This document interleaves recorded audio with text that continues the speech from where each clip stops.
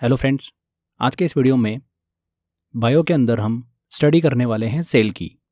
बहुत ही important topic है। यहाँ से एग्ज़ाम के अंदर बहुत सारे क्वेश्चन जो है वो पूछे जाते हैं। बायो के अंदर अगर हम बात करें तो मोटे मोटे ऐसे 4-5 टॉपिक हैं जिनसे क्वेश्चंस का वेटेज बहुत ज़्यादा होता है। उसमें से सेल जो है वो पहले नंबर पर आता है। यहाँ से क्वेश्चन एग्ज़ाम के अंदर हमेशा पूछे जाते हैं, तो उस तरीके से हमको टॉपिक जो है कंप्लीट करना है। इस टॉपिक पे मैंने लगभग 100 क्वेश्चन आपके लिए निकाले हैं जिनकी आपको लगातार प्रैक्टिस करना है। ये 100 क्वेश्चन आपको मॉक टेस्ट के अंदर मिल जाएंगे, पर उससे पहले इस टॉपिक को हमको अच्छे से समझना पड़ेगा। अच्छे से फोकस होकर इस लेक्चर को देखिएगा। स्टार्ट करते हैं हमारे सेशन को। तो इस लेक्चर को हम किस तरीके से पढ़ने वाले हैं पहले वो डिस्कस कर लेते हैं। सबसे पहले हम बात करेंगे सेल क्या होता है, सेल की स्टडी को क्या बोला जाता है। तो अब बेसिक एक ओवरव्यू लेंगे। उसके बाद टाइप ऑफ सेल की बात करेंगे, सेल के प्रकार की बात करेंगे, प्लांट सेल, एनिमल सेल, इनमें क्या डिफरेंस होता है, ये जो सेल होती है इस सेल का स्ट्रक्चर कैसे होता है, सेल जो अलग अलग पार्ट से मिलकर बना होता है जिसे सेल ऑर्गेनेल बोला जाता है, उनको हम अच्छे से डिस्कस करेंगे। मतलब सेल के भी छोटे छोटे अंगों को हम अच्छे से डिस्कस करने वाले हैं। इसके बाद सेल डिवीज़न को हम पढ़ेंगे, कोशिका विभाजन के बारे में बात करेंगे एंड लास्ट में कुछ इंपॉर्टेंट पॉइंट डिस्कस करेंगे जिनसे क्वेश्चंस पूछे जाते हैं। तो इस तरीके से हमारा लेक्चर होने वाला है। स्टार्ट करते हैं। सबसे पहले बात करते हैं सेल क्या होता है, कोशिका क्या होती है।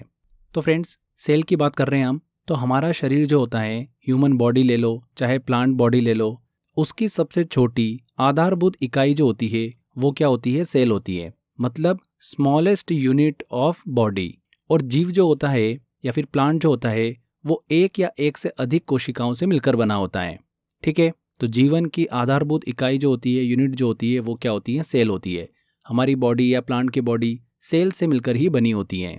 अब ग्रुप ऑफ सेल्स को क्या बोला जाता है, ऊतक बोला जाता है, मतलब टिश्यू बोला जाता है।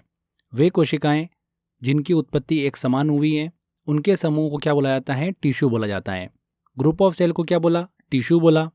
यही ग्रुप ऑफ सेल्स मतलब टिश्यू जो है आपस में मिलकर क्या बना लेते हैं, अंग बना लेते हैं, ऑर्गन बना लेते हैं। और एक समान काम करने वाले अंगों मतलब उनके समूह को क्या बोला जाता है, ऑर्गन सिस्टम बोला जाता है। और इन्हीं ऑर्गन सिस्टम से हमारा ह्यूमन बॉडी जो है, मानव शरीर जो है वो बनता है। तो सेल क्या हो गई फ्रेंड्स, ह्यूमन बॉडी की एक आधारभूत इकाई हो गई, यूनिट हो गई। ठीक है, जिससे हमारा शरीर जो है वो बना हुआ है। तो क्लियर हुआ आपको ये चीज। आगे बात करते हैं साइटोलॉजी की, कोशिका विज्ञान। विज्ञान की वह शाखा जिसके अंदर हम कोशिका का अध्ययन करते हैं उसे क्या बोला जाता है, साइटोलॉजी बोला जाता है। सीधे सीधे एग्जाम के अंदर क्वेश्चन पूछते हैं, हमारे जीवन की सबसे छोटी जीवात्मक मतलब बायोलॉजिकल, स्ट्रक्चरल और फंक्शनल यूनिट जो होती हैं वो होती हैं सेल। अब ऐसे जीव जो कि सिर्फ एक कोशिका से मिलकर बने होते हैं उनको क्या बोलते हैं, एक कोशीय जीव बोलते हैं, यूनिसेलुलर ऑर्गेनिज्म बोलते हैं। वहीं ऐसे जीव जो कि एक से ज़्यादा कोशिकाओं से मिलकर बने होते हैं उन्हें क्या बोलते हैं, बहुकोशीय जीव बोलते हैं, मल्टीसेलुलर ऑर्गेनिज्म बोलते हैं। एक कोशीय जीव के एग्जाम्पल जैसे कि हो गए अमीबा, पैरामीशियम, यूग्लिना, ये सब एक कोशीय जीव के एग्जाम्पल हैं। मल्टी सेलुलर ऑर्गेनिज्म बहुकोशीय जीव के एग्जाम्पल क्या हो गए, प्लांट हो गए, मनुष्य हो गए, जानवर हो गए, ये सभी मल्टी सेलुलर ऑर्गेनिज्म वाले जीव हैं। क्लियर। अब बात करते हैं कि कोशिका या फिर मृत कोशिका सेल या फिर डेड सेल की खोज किसने करी है।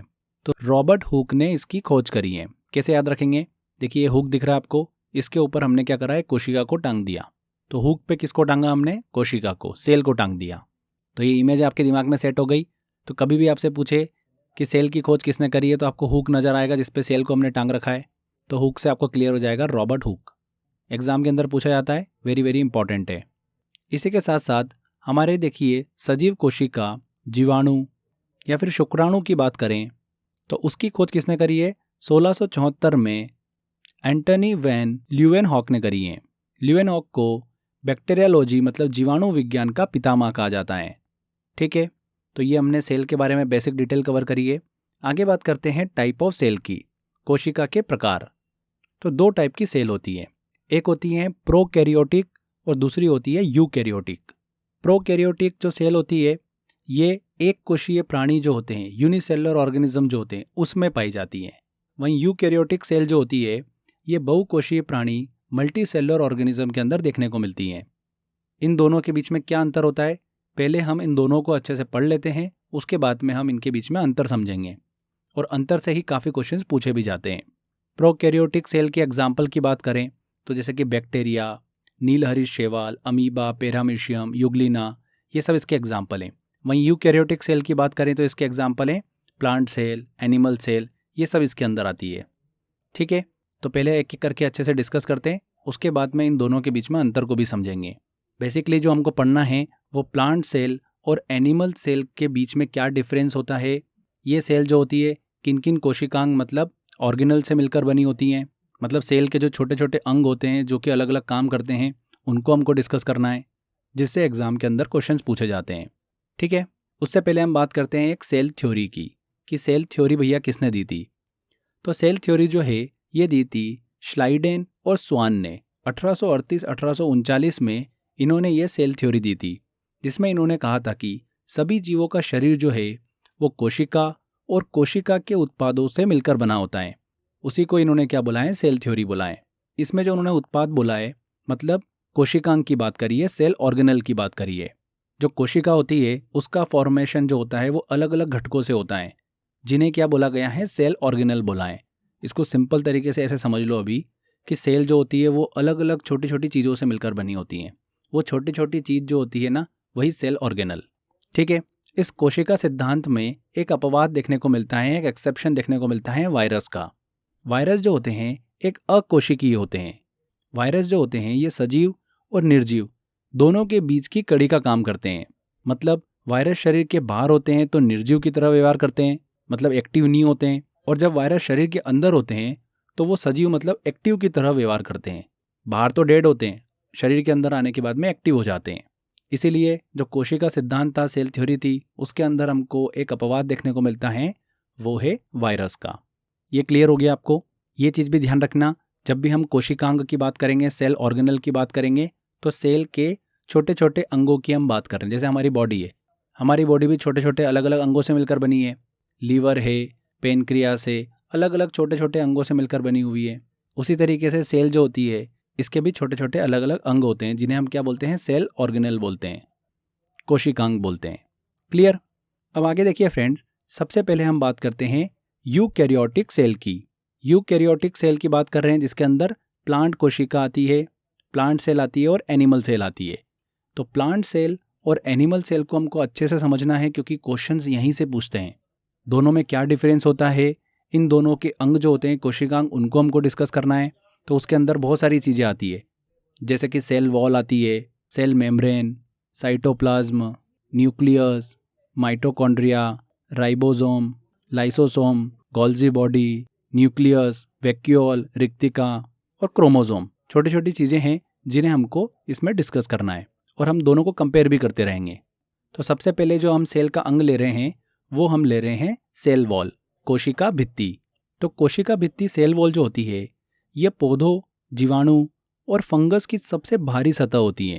ह्यूमन बॉडी के अंदर कोशिका भित्ति नहीं होती है। कोशिका भित्ति ओनली प्लांट सेल के अंदर देखने को मिलती है। एनिमल सेल के अंदर कोशिका भित्ति नहीं देखने को मिलती है। वेरी वेरी इंपॉर्टेंट है, इस चीज़ को ध्यान रखिएगा। सेल वॉल जो होती है ये कोशिका सेल को एक निश्चित रूप जो है वो प्रदान करती हैं। सेल वॉल जैसा कि हमने बताया कि प्लांट सेल के अंदर देखने को मिलती हैं, तो ये पौधों को कठोरता और मजबूती प्रदान करती हैं। इसीलिए पौधों का इसे सुरक्षा कवच कहा जाता है। इसकी खोज भी रॉबर्ट हुक ने ही करी है, सेल वॉल की। प्लांट्स की जो सेल वॉल होती है ये सेल्यूलोज से मिलकर बनी होती हैं। वहीं फंगस की जो सेल वॉल होती है वो काइटिन की बनी होती हैं, और बैक्टीरिया की सेल वॉल जो है वो कार्बोहाइड्रेट और प्रोटीन से मिलकर बनी होती हैं। इन दोनों के यहाँ पर मिक्स होने की वजह से इसे पेप्टिडोग्लाइकन के नाम से जाना जाता है। इसे हम क्या बोलते हैं, पैक्टिन भी कहते हैं। सेल वॉल के अगर हम फंक्शन की बात करें, कोशिका भित्ति की, कोशिका भित्ति जो होती है कोशिका की सेल की एक कठोर सरफेस होती है जो कि कोशिका को आकार और संरचना प्रदान करने का काम करती हैं। इसी के साथ साथ सेल वॉल जो है वो सेल को बाह्य वातावरण से सुरक्षा भी प्रदान करती हैं। ठीक है, नेक्स्ट हम सेल ऑर्गेनल की बात करें तो उसमें आता है नंबर प्लाज्मा मेम्ब्रेन, जिसे सेल मेम्ब्रेन के नाम से भी जाना जाता है, कोशिका झिल्ली। सेल मेम्ब्रेन जो होती है ये एनिमल सेल की सबसे भारी सरफेस होती हैं। ये प्लांट सेल और एनिमल सेल दोनों में पाई जाती हैं। प्लांट सेल के अंदर ये दूसरी सरफेस होती हैं, वहीं एनिमल सेल की ये सबसे भारी सरफेस होती हैं।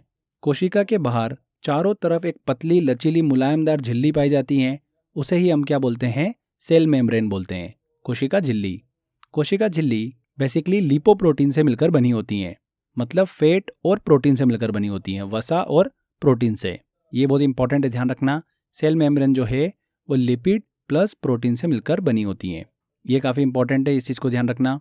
सेल मेम्ब्रेन मुख्यतः फैट से मिलकर बनी होती हैं। कोशिका झिल्ली जो होती हैं, सेल मेम्ब्रेन, ये सारे जीवों में उपस्थित होती हैं। इसकी खोज भी रॉबर्ट हुक ने ही करी थी।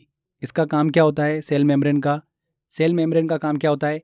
ये एक सेल से दूसरी सेल तक जो पोषक तत्व होते हैं, न्यूट्रिएंट्स होते हैं इंपॉर्टेंट, उनका ट्रांसपोर्टेशन करने का काम करती है, संचार करने का काम करती है। ठीक है, इसके बाद हम बात करते हैं साइटोप्लाज्म की, कोशिका द्रव की।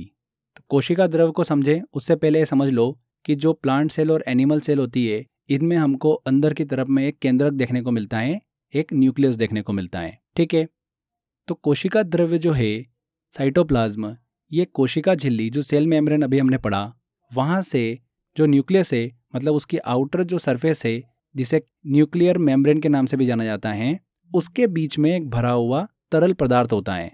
इसी को हम क्या बोलते हैं? साइटोप्लाज्म, मतलब कोशिका द्रव्य कहते हैं। सेल के अंदर जितने भी अंग पाए जाते हैं, जितने भी उसके ऑर्गेनल है, वो सभी इसी पर तैरते रहते हैं। इसकी खोज भी रॉबर्ट हुक ने करी है। बेसिकली साइटोप्लाज्म जो होता है वो जल और नमक से मिलकर बना होता है। इसमें ज़्यादा मात्रा में पानी होता है। फंक्शन ऑफ साइटोप्लाज्म की बात करें, कोशिका द्रव्य के कार्य की, किसका काम क्या होता है, तो साइटोप्लाज्म जो होता है ये क्या करता है? कोशिका को ह्यूमिडिटी, मतलब नमी प्रदान करता है। इसी के साथ साथ कोशिका में पोषक तत्वों का ट्रांसपोर्टेशन, मतलब संचार करने का काम भी करता है। हमारे शरीर के अंदर जो श्वसन होता है, रेस्पिरेशन होता है, वो दो तरीकों से किया जाता है। एक होता है एरोबिक रेस्पिरेशन और दूसरा होता है एनएरोबिक रेस्पिरेशन। मतलब एक होता है वायुवीय श्वसन और दूसरा अवायुवीय श्वसन। जैसा कि नाम से स्पष्ट है, वायुवीय श्वसन, एरोबिक रेस्पिरेशन, ये ऑक्सीजन की प्रेजेंट में होता है। वहीं एनएरोबिक रेस्पिरेशन, अवायुवीय श्वसन जो होता है, वो ऑक्सीजन की अनुपस्थिति में होता है। ठीक है, तो दो तरीके के श्वसन होते हैं। अब इसमें ध्यान देने वाली बात यह है कि एक श्वसन जो होता है वो कोशिका द्रव में होता है और दूसरा जो होता है वो आगे पढ़ने वाले हैं हम, माइटोकॉन्ड्रिया, उसमें होता है। ठीक है, तो यहाँ पर ध्यान दीजिएगा, जो अवायुवीय श्वसन होता है, एनॉर्बिक रेस्पिरेशन जो होता है, वो साइटोप्लाज्म कोशिका द्रव में होता है। वहीं दूसरा श्वसन जो होता है वायुवीय श्वसन, एरोबिक श्वसन, वो माइटोकॉन्ड्रिया में होता है। क्लियर? सीधे सीधे एग्जाम के अंदर क्वेश्चन पूछते हैं यहाँ से। कोशिका द्रव्य से 2 एटीपी ऊर्जा का निर्माण होता है, फॉर्मेशन होता है। एटीपी का यहाँ पर मतलब है एडेनोसिन ट्राइफॉस्फेट। इसे करेंसी ऑफ एनर्जी या फिर बायोलॉजिकल एनर्जी के रूप में भी जाना जाता है। तो ये हमने डिस्कस किया साइटोप्लाज्म। कोशिका झिल्ली से लेकर केंद्रक के बीच में एक तरल पदार्थ भरा होता है, जिसमें कोशिका के अंग जो होते हैं वो तैरते हुए रहते हैं, और इसका काम क्या होता है? कोशिका को ह्यूमिडिटी देना, नमी देने का होता है। आगे बात करते हैं केंद्रक की, न्यूक्लियस की। तो फ्रेंड्स, हमको प्लांट सेल और एनिमल सेल में एक केंद्रक देखने को मिलता है, न्यूक्लियस देखने को मिलता है। एनिमल सेल में ये सेंटर में होता है, जबकि प्लांट सेल में सेंटर से हट के होता है। केंद्रक जो होता है वो एक केंद्रक झिल्ली न्यूक्लियर मेम्ब्रेन से घिरा हुआ होता है। ध्यान रखिएगा फ्रेंड्स, केंद्रक मतलब न्यूक्लियस के अध्ययन को क्या कहा जाता है? कायरोलॉजी कहा जाता है। ये भी एग्जाम के अंदर एक बार पूछा गया था। केंद्रक की खोज किसने करी है? तो यहाँ पर ध्यान रखिएगा, रॉबर्ट ब्राउन ने केंद्रक की खोज करी है। केंद्रक जो होता है ये जंतु कोशिका का एक सबसे बड़ा भाग होता है। इसी केंद्रक के अंदर न्यूक्लिक अम्ल जो है वो पाया जाता है। न्यूक्लियस जो होता है ये कोशिका की, सेल की जितनी भी गतिविधियां होती हैं उनको कंट्रोल करने का काम करता है। इसीलिए इसे कोशिका का मैनेजर कहते हैं, या फिर कोशिका का मस्तिष्क भी कहते हैं। ब्रेन ऑफ सेल किसे कहा जाता है? न्यूक्लियस को कहा जाता है। इसी केंद्रक को, इसी न्यूक्लियस को जेनेटिक हब भी कहा जाता है, आनुवांशिकता का केंद्र कहा जाता है, क्योंकि यहीं पर ही जेनेटिक गुण जो होते हैं वो स्टोर्ड होते हैं। अब एक सबसे इंपॉर्टेंट चीज ध्यान रखिएगा, जो स्तनधारी होते हैं, मैमेलिया होते हैं, उनमें लाल रक्त जो कोशिका पाई जाती हैं, जो कि हम ब्लड वाले टॉपिक में भी डिस्कस करेंगे, रेड ब्लड सेल, ये एक इस तरीके की सेल होती है जिसके अंदर हमको केंद्रक मतलब न्यूक्लियस देखने को नहीं मिलता है। तो एग्जाम के अंदर ऐसा क्वेश्चन पूछा जाता है कि इनमें से ऐसी कौन सी सेल है जिसके अंदर न्यूक्लियस, केंद्रक नहीं होता है? तो वो कौन सी है? Red blood cell, RBC. Blood में हम डिस्कस करेंगे, आरबीसी, डब्ल्यूबीसी सारा डिस्कस करने वाले हैं। बट अभी एक चीज़ ध्यान रख लीजिएगा, क्योंकि हम सेल पढ़ रहे हैं, इसीलिए एक टाइप की ऐसी सेल है जिसके अंदर केंद्रक जो होता है वो नहीं पाया जाता है स्तनधारियों की लाल रक्त कणिकाओं में, लाल रक्त कोशिकाओं में केंद्रक नहीं होता है। क्लियर? न्यूक्लियस के बारे में हम बात कर रहे हैं तो थोड़ा सा हमको इसको अच्छे से डीप में समझना पड़ेगा, क्योंकि आगे हम बहुत सारी ऐसी चीज़ें पढ़ने वाले हैं जो कि यहाँ पर बेस्ड होगी। तो हमारा कॉन्सेप्ट अगर अच्छे से क्लियर होंगे तो आगे भी हमको बहुत अच्छे से समझ में आ जाएगा। तो देखिए, ये केंद्रक है, इस केंद्रक के अंदर क्रोमोजोम जो होते हैं, गुणसूत्र, वो पाए जाते हैं। अब ये क्रोमोजोम क्या होते हैं? क्रोमोजोम जो होते हैं बेसिकली ये धागेनुमा एक संरचना होती है जो कि केंद्रक के अंदर पाई जाती हैं। जब सेल डिवीजन होता है तब ये धागेनुमा संरचना जो होती है ये ब्रेक हो जाती है, मतलब खंड में बढ़ जाती है। उसी को क्या बोला जाता है? क्रोमोजोम बोला जाता है। इन्हीं क्रोमोजोम के अंदर डीएनए जो होता है, डीऑक्सी राइबोन्यूक्लिक अम्ल जो होता है, एसिड, वो पाया जाता है। क्लियर? डीएनए जो होता है, क्रोमोजोम के अंदर डीएनए के तंतुनुमा अणु जो होते हैं, एक लंबे अणु जो होते हैं, लंबे मॉलिक्यूल, वो उपस्थित होते हैं। हर एक गुणसूत्र, हर एक क्रोमोजोम के अंदर डीएनए का एक लंबा अणु जो होता है वो मौजूद होता है। क्लियर हो गया? तो डीएनए क्या हो गया? जीवित कोशिकाओं के गुणसूत्र मतलब क्रोमोजोम में पाया जाने वाला एक तंतुनुमा अणु, मतलब एक लंबे अणु को डीएनए कहा जाता है, डीऑक्सी राइबोन्यूक्लिक एसिड। क्लियर? तो अगर मैं आपसे पूछूं कि डीएनए कहाँ होता है, तो न्यूक्लियस होता है। न्यूक्लियस के अंदर क्या होते हैं? क्रोमोजोम होते हैं। क्रोमोजोम के अंदर डीएनए जो है वो उपस्थित होता है। क्लियर हो गई बात? ये जो डीएनए होता है ये हिस्टोन प्रोटीन के चारों ओर लपटा हुआ होता है। किस प्रोटीन के? Histone protein. ये एग्जाम में पूछ लेते हैं, इसलिए ध्यान रखिएगा। डीएनए किस प्रोटीन के चारों ओर लपेटा हुआ होता है? हिस्टोन प्रोटीन के। और ये हिस्टोन प्रोटीन जो होता है ये क्रोमोजोम को स्ट्रक्चरल सपोर्ट जो है वो प्रदान करता है। तो बहुत इंपॉर्टेंट है ये, आगे हम इसको पढ़ेंगे भी सही। ये यूकैरियोटिक जो सेल होती है उसी में ही देखने को मिलता है। जो एक कोशीय जीव की सेल होती हैं प्रोकैरियोटिक, उसमें हिस्टोन प्रोटीन जो है वो उपस्थित नहीं होता है। इसको हम आगे भी डिस्कस करेंगे, जब अंतर डिस्कस करेंगे उस समय। तो ये क्लियर हो गया आपको? तो हमने ये डिस्कस किया केंद्रक के अंदर क्रोमोजोम, क्रोमोजोम के अंदर एक लंबा अणु होता है, उसे हम क्या बोल रहे हैं? डीएनए बोल रहे हैं। अब एक सबसे इंपॉर्टेंट चीज आती है, इस डीएनए की जो स्मॉलेस्ट यूनिट होती है उसी को क्या बोलते हैं? जीन बोलते हैं। स्मॉलेस्ट यूनिट ऑफ, या तो फिर ऐसा बोल लो, क्रोमोजोम। ठीक है, क्या बोलते हैं उसको? हम जीन बोलते हैं। ये एग्जाम के अंदर ये हमको समझना बहुत जरूरी है, नहीं तो आपको कंफ्यूजन होता रहेगा कि जीन किसे बोलते हैं, डीएनए कहाँ होता है, क्रोमोजोम क्या होता है। इसीलिए मैंने आपको अच्छे से इसको समझाया है। आगे हम ये सब चीज़ें डिस्कस करेंगे तो आपको कन्फ्यूजन नहीं होगा। तो ये हमने केंद्रक न्यूक्लियस को अच्छे से डिस्कस किया। अब बात करते हैं इस केंद्रक के अंदर जो लिक्विड भरा होता है, द्रव भरा होता है, न्यूक्लियोप्लाज्म की। तो न्यूक्लियोप्लाज्म क्या होता है? जो न्यूक्लियर मेम्ब्रेन होती है उसके अंदर भरा हुआ तरल पदार्थ ही क्या कहलाता है? न्यूक्लियोप्लाज्म कहलाता है। जो सेल का जेनेटिक मटेरियल होता है, अनुवांशिक पदार्थ, वो इसी में पाया जाता है। ठीक है, नेक्स्ट आता है जीव द्रव्य, प्रोटोप्लाज्म। तो कोशिका द्रव्य जो साइटोप्लाज्म अभी हमने पढ़ा और न्यूक्लियोप्लाज्म हमने अभी पढ़ा, इन दोनों के मिश्रण को ही क्या कहा जाता है? प्रोटोप्लाज्म कहा जाता है, जीव द्रव्य कहा जाता है। इसकी खोज किसने करी थी? पुरकिंजे और डिजॉर्डिन ने करी थी। प्रोटोप्लाज्म जो होता है जीव द्रव्य, ये एक रंगहीन द्रव्य होता है और इसमें 80% जो होता है बेसिकली पानी होता है। इसे कोशिका की आत्मा कहा जाता है। तो कोशिका की आत्मा किसे कहा जाता है? प्रोटोप्लाज्म को कहा जाता है, जीव द्रव्य को कहा जाता है। अगला कोशिका का अंग लेते हैं हम, वो है माइटोकॉन्ड्रिया। माइटोकॉन्ड्रिया जो होता है केवल यूकैरियोटिक कोशिकाओं में पाया जाता है, प्रोकैरियोटिक कोशिकाओं में नहीं पाया जाता है माइटोकॉन्ड्रिया। ठीक है, यूकैरियोटिक कोशिका जिसके अंदर प्लांट सेल और एनिमल सेल हम डिस्कस कर रहे हैं, इसका मुख्य कार्य क्या होता है? श्वसन क्रिया को संपन्न करना होता है। जो रेस्पिरेशन प्रोसेस होती है उसको कंप्लीट करना होता है। जैसा कि मैंने आपको थोड़ी देर पहले भी बताया था, एरोबिक रेस्पिरेशन जो होता है, दो टाइप की हमने रेस्पिरेशन की बात करी थी, एरोबिक और अनएरोबिक। तो एरोबिक रेस्पिरेशन जो होता है, वायुवीय श्वसन जो कि ऑक्सीजन की प्रेजेंट में होता है, वो माइटोकॉन्ड्रिया में ही कंप्लीट होता है। ठीक है, तो ये सबसे इंपॉर्टेंट पॉइंट एग्जाम के अंदर सीधे पूछते हैं कि एरोबिक रेस्पिरेशन जो है वो किस में कंप्लीट होता है? तो माइटोकॉन्ड्रिया में कंप्लीट होता है। माइटोकॉन्ड्रिया की खोज किसने करी थी? अल्टमान और फ्लेमिंग नामक दो वैज्ञानिकों ने इसकी खोज करी थी। शुरुआत में अल्टमान ने इसे किस नाम से बताया था? बायोप्लास्ट के नाम से। बाद में इसे माइटोकॉन्ड्रिया नाम जो है सी बेंडा नामक वैज्ञानिक ने दिया था।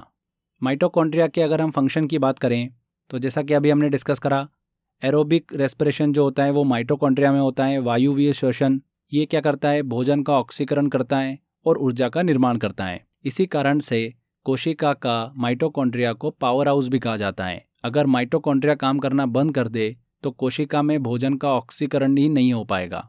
ध्यान रखिएगा फ्रेंड्स, एग्जाम में बहुत बार ऐसा क्वेश्चन पूछा जाता है कि कोशिका का पावर हाउस किसे कहा जाता है, माइटोकॉन्ड्रिया को कहा जाता है। वेरी वेरी इंपॉर्टेंट क्वेश्चन है। इसमें ऑक्सीजन का उपयोग करके 36 एटीपी ऊर्जा का निर्माण होता है। कितनी? 36 एटीपी का। ऑक्सीडेशन प्रोसेस अगर हम देखें तो C6H12O6 प्लस O2, तो यहाँ पर हमको कार्बन डाइऑक्साइड बन रही है और जल बनता हुआ दिख रहा है, प्लस एटीपी ऊर्जा यहाँ पर रिलीज हो रही है। इस प्रोसेस को ही केप्स चक्र के नाम से जाना जाता है। तो ये चीज़ भी आप ध्यान रखिएगा, सीधे सीधे एग्जाम के अंदर पूछ लेते हैं, इसलिए इंपॉर्टेंट रिएक्शन है। अब एक खास बात और है, अभी हमने बात करी थी डीएनए की।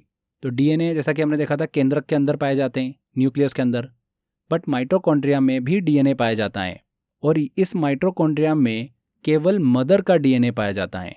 तो ये बहुत इंपॉर्टेंट पॉइंट है। ऐसा नहीं होता है कि सिर्फ न्यूक्लियस के अंदर ही हमको डीएनए देखने को मिलता है, माइटोकॉन्ड्रिया में भी डीएनए देखने को मिलता है, जो कि किसका होता है, मदर का डीएनए होता है। तो ये चीज़ आपको क्लियर हो गई। माइटोकॉन्ड्रिया हमने अच्छे से डिस्कस किया। माइटोकॉन्ड्रिया का बेसिकली काम क्या होता है, जो रेस्पिरेशन प्रोसेस होती है उसको कंप्लीट करना होता है और भोजन का ऑक्सीडेशन करता है, ऑक्सीकरण करता है, जिससे ऊर्जा जो है वो निर्मित होती है। इसीलिए कोशिका का पावर हाउस इसे कहा जाता है, माइटोकॉन्ड्रिया को। आगे बात करते हैं एंडोप्लाज्मिक रेटिकुलम की। ये भी बहुत ही इंपॉर्टेंट है, यहाँ से भी आजकल बहुत सारे क्वेश्चंस पूछ रहे हैं एग्जाम के अंदर। इसको हिंदी में बोला जाता है अंतःप्रादव्य जालिका या फिर कोशिका जालिका के नाम से भी इसे जाना जाता है।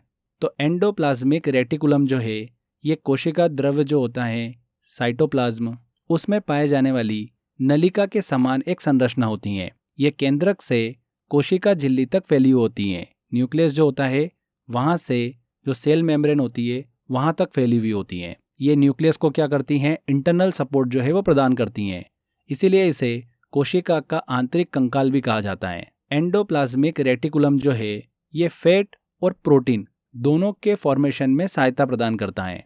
इसी के साथ साथ ये क्या करता है, न्यूक्लियस को एक सपोर्ट, एक सुरक्षा प्रदान करता है, जिसकी वजह से इसे केंद्रक का सुरक्षा कवच भी कहा जाता है, एंडोप्लाज्मिक रेटिकुलम को। अब देखिए फ्रेंड्स, जो एंडोप्लाज्मिक रेटिकुलम होता है ये दो टाइप का होता है, एक रफ एंडोप्लाज्मिक रेटिकुलम और एक होता है स्मूथ एंडोप्लाज्मिक रेटिकुलम। जैसा कि आप डायग्राम में भी देख सकते हैं, ये केंद्रक के, इस केंद्रक के चारों ओर जो है हमको देखने को मिलता है रफ एंडोप्लाज्मिक रेटिकुलम, और उससे थोड़ा दूर जो हमको यहाँ पर दिख रहा है ये होता है स्मूथ एंडोप्लाज्मिक रेटिकुलम। अब दोनों क्या होते हैं इनको समझ लेते हैं। देखिए, रफ वाले में क्या होता है, इसमें राइबोसोम पाया जाता है।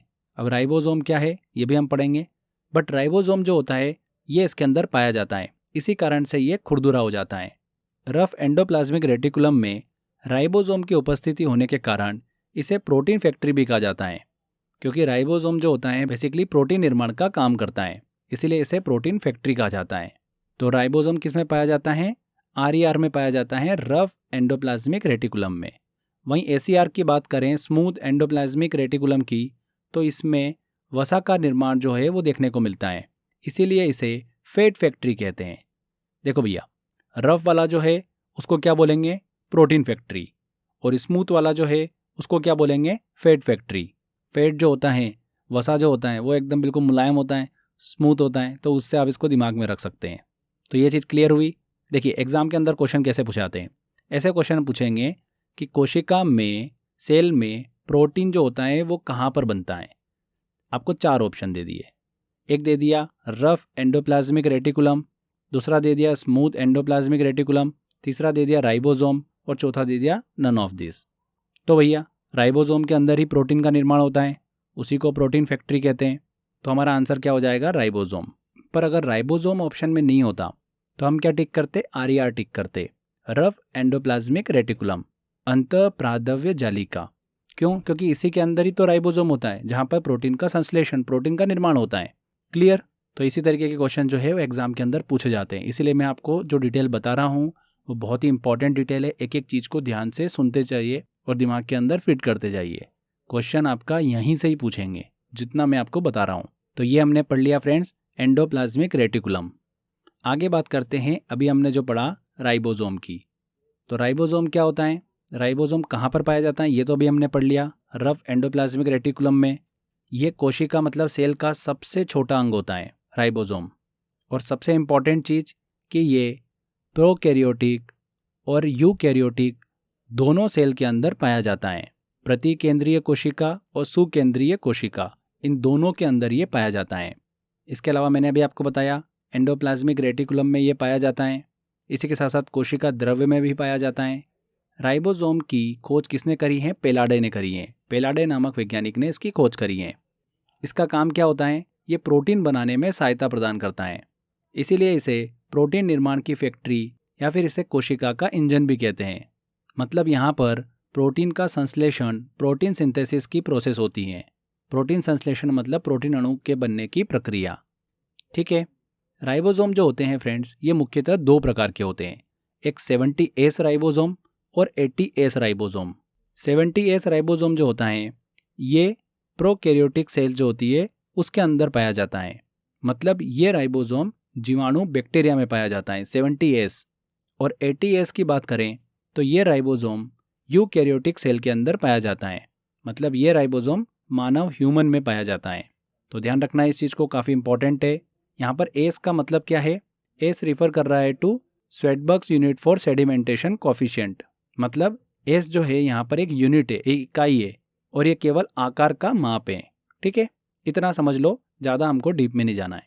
तो 70S पाया जाता है प्रोकैरियोटिक सेल के अंदर, एक कोशीय जीव जो होते हैं एक कोशिका से मिलकर बने होते हैं उनके अंदर, और 80S राइबोसोम जो होते हैं वो ह्यूमन के अंदर पाए जाते हैं। मतलब यूकैरियोटिक सेल के अंदर ये देखने को मिलते हैं। तो ये चीज़ क्लियर हो गई। राइबोसोम की बात आ रही, मतलब प्रोटीन की बात हो रही है। आगे बात करते हैं फ्रेंड्स लाइसोसोम की। लाइसोसोम की खोज जो है किसने करी थी? डी डुबे नामक एक वैज्ञानिक ने करी थी। और ये सिर्फ केवल जंतु कोशिका मतलब एनिमल सेल के अंदर ही पाया जाता है लाइसोसोम। लाइसोसोम के अंदर हाइड्रोलाइटिक एंजाइम जो है वो पाया जाता है। मतलब हाइड्रोलाइटिक एंजाइम जो है वो भरा हुआ होता है। अब हाइड्रोलाइटिक एंजाइम क्या होता है? ये एंजाइम क्या करता है, जब भी ये पानी वाले भाग के कांटेक्ट में आता है तो उसे क्या करता है? ब्रेक डाउन कर देता है। मतलब वाटर को क्या कर देता है? नष्ट कर देता है। हमारी बॉडी में हमारी कोशिका के दो फेज होते हैं। पहला फेज जब कोशिका बढ़ रही होती है, मतलब बचपन में। तो जब कोशिका बढ़ने की अवस्था में होती है तो अगर बॉडी में कहीं से बैक्टीरिया या वायरस आ जाता है तो लाइसोसोम क्या करता है? उसको किल कर देता है। और दूसरे फेज जब बॉडी जो होती है वो बूढ़ी हो जाती है, मतलब मरने की अवस्था में आ जाती है, तब उस टाइम पर लाइसोसोम क्या करता है? फट जाता है, जिससे कि हाइड्रोलाइटिक एंजाइम जो है वो बाहर निकल जाता है और कोशिका द्रव में मिलकर, जो कि वाटर और सॉल्ट का ही बना होता है, उसमें पूरी तरीके से फैल जाता है और सारी कोशिकाओं को क्या कर देता है? मार देता है, नष्ट कर देता है, जिससे कि इंसान की मृत्यु हो जाती है। इसी कारण से लाइसोसोम को आत्महत्या की थैली या फिर परमाणु बम भी कहा जाता है। क्लियर? ये क्या करता है? सेल में जो टूटे फूटे अंग होते हैं और बैक्टीरिया होते हैं उनको नष्ट करने का काम करता है। इसीलिए इसे कोशिका का सफाई कर्मचारी भी कहते हैं। समझ में आया आपको? लाइसोसोम जो है इसका काम क्या होता है? इसको आत्महत्या की थैली कहा जाता है, परमाणु बम कहा जाता है। क्यों कहा जाता है वो मैंने आपको भी पूरा बता दिया। पानी के कांटेक्ट में आने पर ये क्या करता है? पानी को नष्ट कर देता है। और हमारी सेल के अंदर कोशिका द्रव्य होता है जिसमें वाटर होता है, तो उसके कांटेक्ट में आ जाएगा तो सेल को खत्म कर दिया। इसी वजह से इसे आत्महत्या की थैली कहते हैं। इसके साथ साथ ये क्या करता है? कोशिका में जो टूटे फूटे अंग होते हैं, बैक्टीरिया होते हैं, उनको नष्ट करने का काम करता है। इसीलिए इसको क्या बोलते हैं? कोशिका का सफाई कर्मचारी भी कहते हैं। तो ये क्लियर हो गया आपको। आगे बात करते हैं गोल्जी बॉडी की। गोल्जी बॉडी की खोज किसने करी थी? कैमिलो गोल्जी ने करी थी। इसीलिए इसका नाम जो है गोल्जी बॉडी रखा गया। गोल्जी बॉडी कोशिका के अंदर, सेल के अंदर प्रोटीन और अन्य पदार्थों को एक स्थान से दूसरे स्थान तक ले जाने का कार्य करती हैं। इसीलिए इसको कोशिका का पोस्टमैन कहते हैं। सेल का पोस्टमैन किसको बोलते हैं? गोल्जी बॉडी को बोलते हैं। ये प्रोटीन की पैकेजिंग करने का काम भी करता है, इसीलिए इसको कोशिका की माँ भी कहते हैं। इसी के साथ साथ गोल्जी बॉडी जो है लाइसोसोम का निर्माण मतलब फॉर्मेशन भी करता है। तो गोल्जी बॉडी क्या है, समझ में आ गया आपको? प्रोटीन को एक स्थान से दूसरे स्थान तक ले जाने का काम करता है गोल्जी बॉडी। नेक्स्ट बात करते हैं केंद्रिका की, न्यूक्लियोलस की। तो केंद्रक के अंदर हमको एक गोल संरचना देखने को मिलती है जो कि क्या होती है? केंद्रिका होती है। न्यूक्लियोलस होता है। ये क्या करता है? राइबोसोम का निर्माण करता है। इसकी खोज किसने करी थी? फोंटाना नामक एक वैज्ञानिक ने करी थी। नेक्स्ट बात करते हैं हम सेंट्रोसोम की। तारक काय बहुत ही इंपॉर्टेंट एलिमेंट है ये सेल के अंदर। क्या है इसको हम समझते हैं। जैसा कि आप यहाँ पर डायग्राम में देख पा रहे हैं, सेंट्रोसोम जो होता है, देखिए इस तरीके का स्ट्रक्चर होता है। सूरज जैसा यहाँ पर आपको दिख रहा है, इस तरीके से ही इसका स्ट्रक्चर होता है। इस सेंट्रोसोम के अंदर क्या होते हैं? दो सेंट्रियोल होते हैं। क्या होते हैं? तारक केंद्र, जिन्हें सेंट्रियोल बोलते हैं। ठीक है। जो सेल डिवीज़न वाला आगे हम पढ़ने वाले हैं उसमें इसका बहुत इंपॉर्टेंट रोल होता है। सेल डिवीज़न जो होता है, कोशिका विभाजन, उसमें ये मदद करते हैं, वो मैं आपको आगे बताऊंगा। तो सिंपल शब्दों में हम बात करें, सेंट्रोसोम जो होते हैं ये वह अंग होते हैं जिसमें 2 सेंट्रियोल होते हैं, तारक केंद्र होते हैं। इसकी खोज किसने करी है? बोवरीनेस की खोज करी है। कोशिका को ये क्या करते हैं, एक स्ट्रक्चर, एक संरचना प्रदान करते हैं सेंट्रोसोम। ये कोशिका विभाजन के दौरान क्रोमेटाइड्स जो होते हैं उनको भी अलग करने का काम करते हैं। क्रोमेटाइड्स क्या होते हैं? जैसा कि आप यहाँ पर मैप में देख सकते हैं, ये 2 लंबी लंबी जो ब्रांचेस दिख रही है हमको, ये होती है क्रोमेटाइड्स। तो कोशिका विभाजन के दौरान क्रोमोसोम का जो सेंटर वाला पार्ट होता है, सेंट्रोमेयर, वो बीच में से डिवाइड हो जाता है, क्योंकि सेंट्रियोल जो होते हैं ये क्या करते हैं, अपनी तरफ खींचना स्टार्ट कर देते हैं। अब ये कैसे खींचते हैं, कैसे अपनी तरफ अट्रैक्ट करते हैं, यह डिवीज़न कैसे होता है, ये सब हम सेल डिवीज़न के अंदर पढ़ने वाले हैं। अभी आप इतना दिमाग में रखिए, कोशिका विभाजन के दौरान क्रोमेटाइड्स को ये क्या करते हैं, अलग कर देते हैं सेंट्रोसोम। ठीक है। अब एक इंपॉर्टेंट चीज़ जो एग्जाम में पूछी जाती है, सेंट्रियोल्स जो होते हैं ये प्लांट सेल के अंदर जो हायर प्लांट्स होते हैं उनमें अब्सेंट होते हैं। उच्च पौधों की कोशिकाओं में सेंट्रियोल जो होते हैं ये अनुपस्थित होते हैं। तो सबसे बड़ा डिफरेंस प्लांट सेल और एनिमल सेल में पूछा जाता है एग्जाम के अंदर। एनिमल सेल के अंदर तो सेंट्रियोल होते ही हैं, प्लांट सेल के अंदर जो छोटे पौधे होते हैं उनमें किसी किसी में सेंट्रियोल जो होते हैं वो देखने को मिलते हैं, बट जो हायर प्लांट्स होते हैं उनमें सेंट्रियोल नहीं होते हैं। और यहीं से एग्जाम के अंदर क्वेश्चन पूछ लेते हैं। ठीक है, तो दिमाग में रखिएगा इस चीज़ को, बहुत ही इंपॉर्टेंट है, बहुत ही इंपॉर्टेंट है ये। सेल डिवीज़न में आगे हम पढ़ने भी वाले हैं, वहाँ पर बहुत इंपॉर्टेंट रोल रहेगा इसका। इसे तारक केंद्र या तारकाई भी कहते हैं। सेंट्रोसोम केंद्रक के अंदर एक बेलनाकार संरचना होती है जो कि कोशिका विभाजन या सेल डिवीज़न में बहुत ही इंपॉर्टेंट रोल प्ले करती हैं। आगे बात करते हैं प्लास्टिड मतलब लवक की। लवक जो है, प्लास्टिड जो है, केवल और केवल प्लांट सेल और शैवालों में ही देखने को मिलता है। ये प्लांट सेल का सबसे बड़ा ऑर्गेनल होता है, कोशिकांग होता है। एनिमल सेल के अंदर लवक जो है, प्लास्टिड जो है, वो नहीं देखने को मिलता है। प्लास्टिड का काम क्या होता है? भोजन के निर्माण और उसको संग्रहण करने का काम होता है, स्टोर करने का काम होता है। 3 तरीके के होते हैं ये, क्रोमोप्लास्ट, ल्यूकोप्लास्ट और क्लोरोप्लास्ट। हिंदी में बोला जाता है इनको वर्णी लवक, अवर्णी लवक और हरित लवक। क्रोमोप्लास्ट की बात करें तो ये पौधों में रंग प्रदान करने का काम करता है।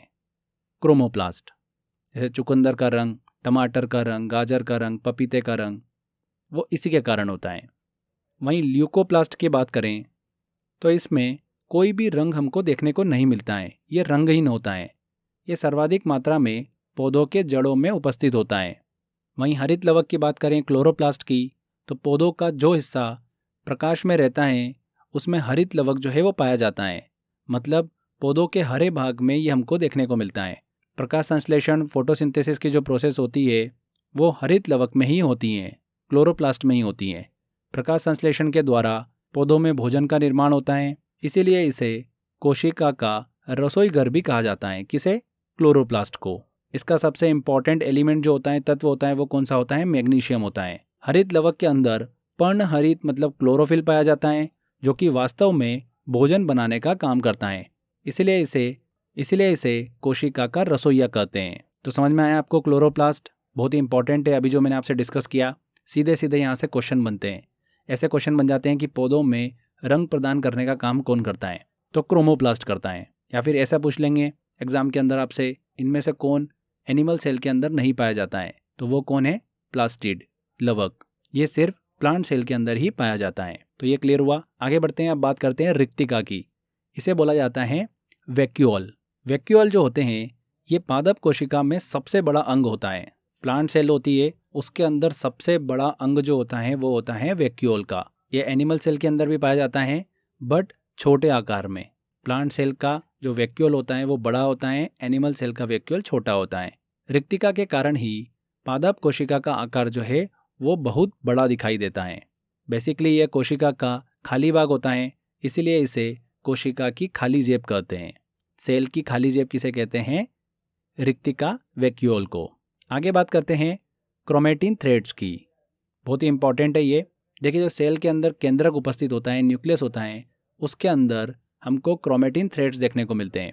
लंबे लंबे रेशेदार धागे देखने को मिलते हैं। और ये जो धागे संरचना होती हैं ये डायरेक्टली हमको दिखाई नहीं देती हैं। जब केंद्रक का विभाजन होता है, सेल डिवीज़न होता है, उस समय ये महीन धागे जैसी संरचना हमको दिखाई देती हैं, जिन्हें क्या बोला जाता है, क्रोमेटिन थ्रेड्स कहा जाता है। ये क्रोमेटिन थ्रेड जो होते हैं ये प्रोटीन और डीएनए से मिलकर बने होते हैं।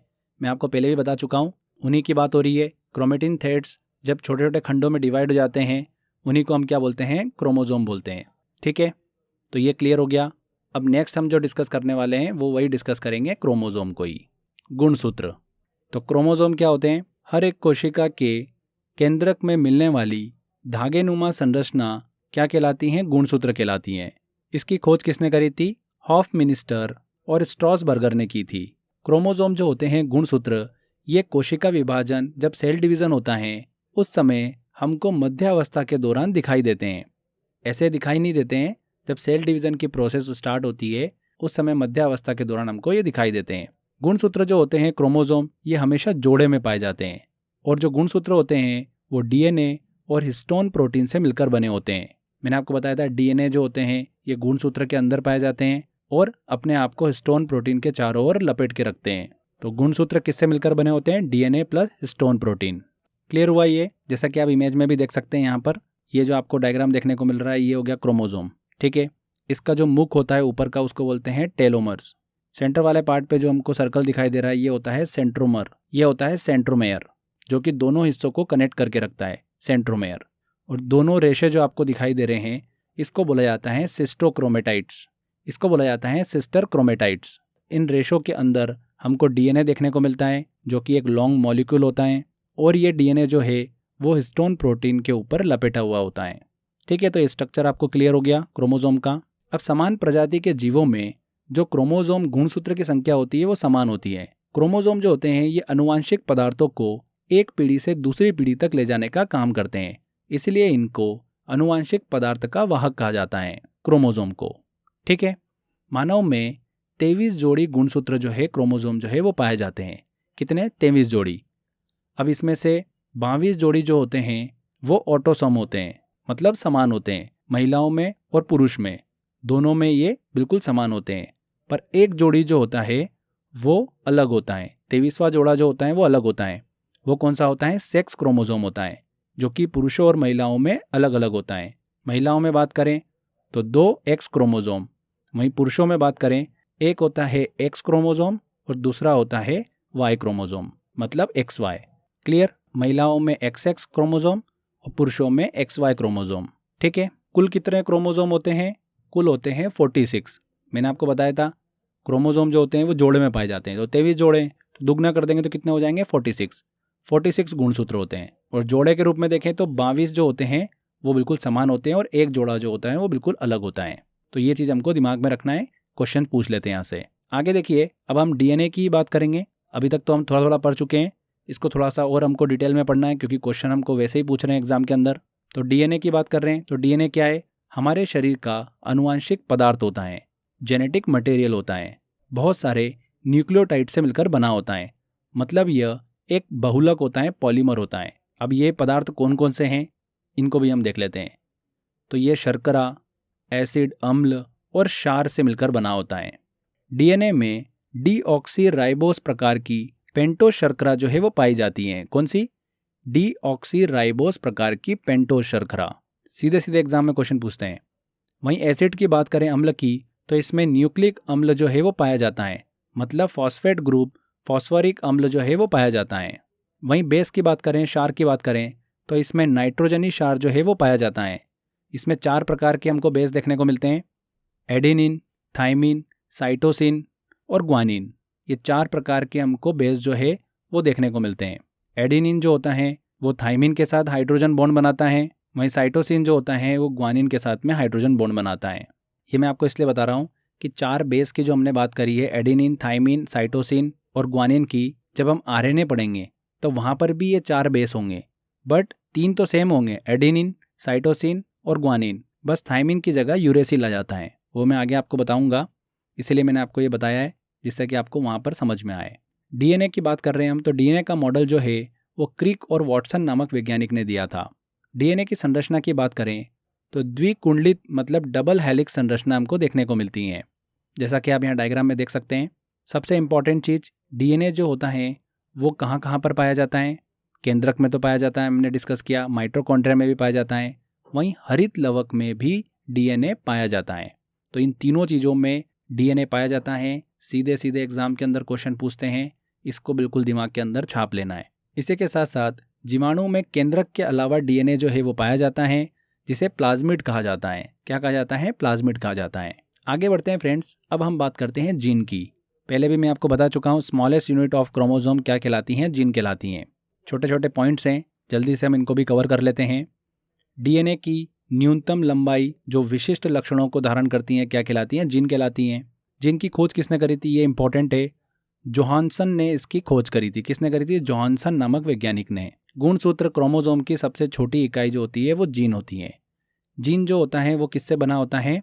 डीएनए प्लस हिस्टोन प्रोटीन से मिलकर बना होता है। इन्हीं जीनों के माध्यम से एक पीढ़ी से दूसरे पीढ़ी में आनुवंशिक लक्षण जो होते हैं, जेनेटिक गुण जो होते हैं वो स्थानांतरित होते हैं। जीन जो होते हैं ये हेरेडिटी मतलब आनुवंशिकता की इकाई होती है, यूनिट होती है। जीन के अध्ययन को हम क्या बोलते हैं? जेनेटिक्स कहते हैं। और आनुवंशिकता हेरेडिटी के पितामह के रूप में ग्रेगर जॉन मेंडल को जाना जाता है। किसको? ग्रेगर जॉन मेंडल को। तो ये कुछ इन्फॉर्मेशन थी जीन से रिलेटेड, जिनसे डायरेक्टली एग्जाम के अंदर क्वेश्चंस पूछ लेते हैं, इसलिए हमको पता होना चाहिए। नेक्स्ट बात करते हैं, डीएनए तो हमने कंप्लीट कर लिया, अब आरएनए को भी हम जल्दी से कवर कर लेते हैं। छोटा सा है पर जल्दी से कवर हो जाएगा। आरएनए को आपको ऐसे समझना है, देखिए डीएनए क्या करता है? डीएनए जो होता है वो आनुवंशिक गुणों को स्टोर करके रखता है, जो कि एक पीढ़ी से दूसरी पीढ़ी में ले जाता है। वहीं आरएनए की बात करें तो आरएनए क्या करता है? ये प्रोटीन सिंथेसिस करने का काम करता है। ये प्रोटीन सिंथेसिस में हेल्प करता है। मतलब इसको ऐसे समझो कि कोशिका में अलग अलग अंग हैं, किसको प्रोटीन की ज़रूरत है ये इन्फॉर्मेशन लेके आएगा, फिर प्रोटीन का निर्माण करता है और फिर उसको उस जगह तक प्रोटीन को पहुंचाता है। तो इस तरीके से प्रोटीन संश्लेषण का, प्रोटीन सिंथेसिस में ये हेल्प करता है आरएनए। अब इसको हम समझते हैं। आरएनए जो होता है ये सिंगल हेलिक्स संरचना होती है। आरएनए के बेस में थाइमिन के स्थान पर क्या होता है? यूरेसिल जो होता है वो पाया जाता है। डीएनए का जो बेस होता है वो 4 प्रकार का होता है। हमने बात करी थी एडेनिन, थाइमिन, साइटोसिन और ग्वानिन। तो थाइमिन की जगह पर आरएनए में क्या होता है? यूरेसिल आ जाता है। बस इतना सा डिफरेंस होता है, बाकी सब कुछ सेम होता है। आरएनए का सबसे इंपॉर्टेंट रोल क्या होता है? प्रोटीन संश्लेषण, प्रोटीन सिंथेसिस में हेल्प करना। इसी के साथ साथ आरएनए जो होता है डीएनए के जीन्स को नकल करके व्यापक तौर पे क्या करता है? सर्कुलेट करने का काम करता है। इसके साथ साथ ही सेल्स में जो जेनेटिक मटेरियल्स होते हैं उनको इधर से उधर पहुंचाने का काम भी करता है। क्लियर? अब आरएनए जो होते हैं वो अलग अलग टाइप के होते हैं, एमआरएनए, आरआरएनए और टीआरएनए। एमआरएनए का मतलब है मैसेंजर आरएनए। ये क्या करता है? कोशिका के किस अंग को प्रोटीन की आवश्यकता है इसका मैसेज लेकर आता है और मैसेंजर का काम करता है एमआरएनए। वहीं आरआरएनए की बात करें तो ये प्रोटीन फॉर्मेशन का कार्य करता है और ये सबसे छोटा आरएनए होता है आरआरएनए। इसको बोलते हैं राइबोसोमल आरएनए। वहीं टीआरएनए की बात करें तो इसका फुल फॉर्म होता है ट्रांसफर आरएनए। जैसा कि नाम से समझ में आ रहा है कि ये क्या करता है? उचित स्थान पर प्रॉपर जो प्लेस होती है वहाँ तक प्रोटीन को लाने और ले जाने का काम करता है। तो ये 3 टाइप होते हैं आरएनए के। अच्छे से क्लियर हो गया होगा। अब कुछ प्रोसेस का नाम होता है जो कि एग्जाम में कभी पूछ ले, इसलिए हम उसको भी जल्दी डिस्कस कर लेते हैं। डीएनए से आरएनए बनाने की विधि जो होती है, प्रोसेस, उसको क्या बोलते हैं? हम ट्रांसक्रिप्शन कहते हैं। आरएनए से डीएनए बनने की जो विधि होती है उसको हम बोलते हैं रिवर्स ट्रांसक्रिप्शन। डीएनए से डीएनए बनने की विधि जो होती है उसे हम बोलते हैं डुप्लीकेशन। वहीं आरएनए से प्रोटीन बनाने की विधि जो होती है वो होती है ट्रांसलेशन। ठीक है, तो ये चीज़ भी आपको क्लियर रखना है। तो फ्रेंड्स, ये हमने अभी सेल के सभी इंपॉर्टेंट अंगों को डिस्कस किया। प्लांट सेल, एनिमल सेल्स के अंदर जितने भी अंग हमको देखने को मिलते हैं ये सारी चीज़ें हमने अच्छे से डीप में स्टडी कर ली है। अब हम थोड़ा सा अंतर डिस्कस कर लेते हैं दोनों में, जो कि एग्जाम के अंदर पूछे भी जाते हैं। तो प्लांट सेल और एनिमल सेल के अंदर बेसिकली हमको डिफरेंस क्या देखने को मिलता है? जो प्लांट सेल होती है उसके अंदर हमको सेल वॉल देखने को मिलती हैं, जबकि हमको एनिमल सेल के अंदर सेल वॉल नहीं देखने को मिलती हैं, वहाँ पर एब्सेंट होती है। तो सीधे सीधे क्वेश्चन तो यही पूछ लेते हैं। इसके अलावा प्लांट सेल के अंदर हमको रिक्तिका जो वैक्यूल होता है उसमें उसका काम क्या होता है? फूड और वाटर को स्टोर करके रखना, और यहाँ पर बड़ी बड़ी रिक्तिकाएँ हमको देखने को मिलती है। वहीं एनिमल सेल के अंदर हमको छोटी रिक्तिकाएँ देखने को मिलती हैं, छोटे वैक्यूल देखने को मिलते हैं। ठीक है, प्लांट सेल के अंदर हमको हरित लवक देखने को मिलता है, क्लोरोप्लास्ट देखने को मिलता है। वहीं एनिमल सेल के अंदर हमको क्लोरोप्लास्ट मतलब हरित लवक नहीं देखने को मिलता है। प्लांट का जो हरा कलर होता है वो इसी क्लोरोप्लास्ट के हरित लवक के कारण ही होता है। ठीक है, एनिमल सेल के अंदर अगर ये क्लोरोप्लास्ट आ जाएगा तो हम हरे हरे दिखाई देंगे, इसीलिए एनिमल सेल के अंदर क्लोरोप्लास्ट नहीं पाया जाता है। तो बेसिकली ये अंतर था पादप कोशिका और जंतु कोशिका के बीच में। इसके बाद देखिए फ्रेंड्स, हम प्रोकैरियोटिक सेल का स्ट्रक्चर भी जल्दी से देख लेते हैं। इसमें देखिए हमको सेल वॉल देखने को मिलती है, जैसे कि हमको प्लांट सेल में देखने को मिली थी। सेल मेम्ब्रेन देखने को मिलती हैं, प्लाज्मा मेम्ब्रेन।